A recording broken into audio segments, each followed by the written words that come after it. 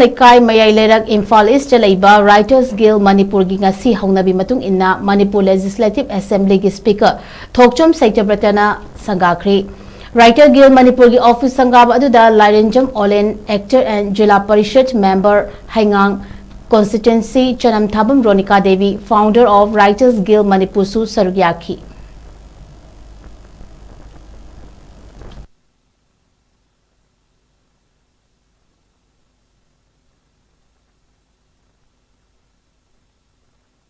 With the Writers Guild say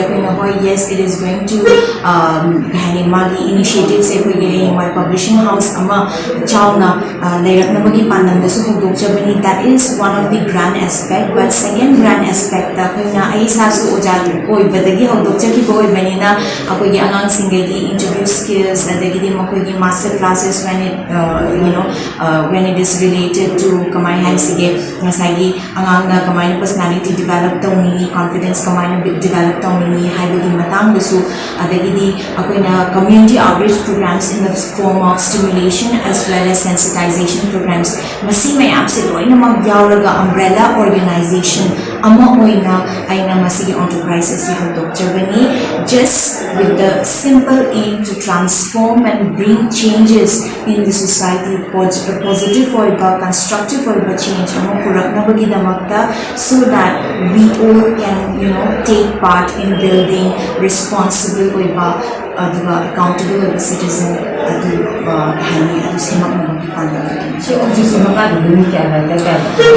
writers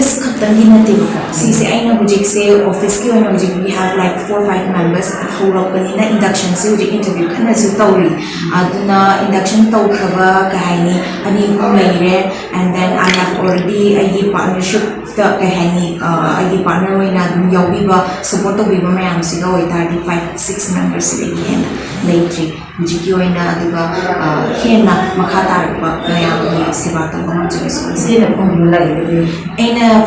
I say Prime Minister's mentoring Yuva Haidana Oli Yagi 75 voters Kangat Kibo says the Aina Manipur English medium the Haidi North is the English Manipur the English medium the Ihan Hana Kandibase a wiki Aduga Idilaric say up to the mother Haidana Pilagi Maranda and Second World War in Manipur City Maranda and Izamane. Aduga second there is a second book coming up Adumasina with the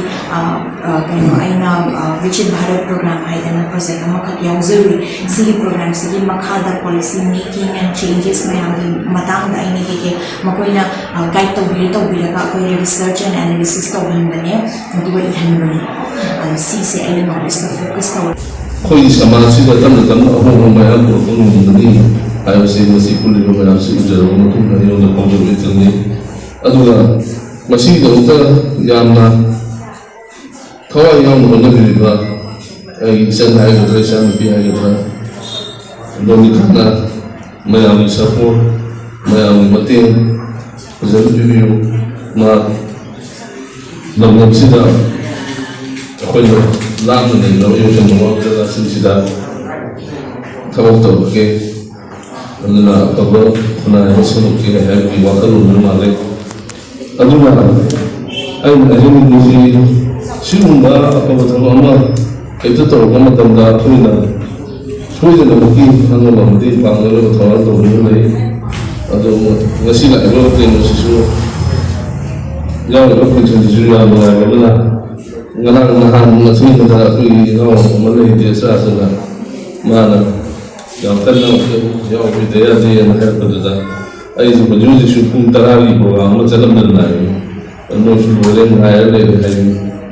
adu yang sang sungai ni dia adu bis doa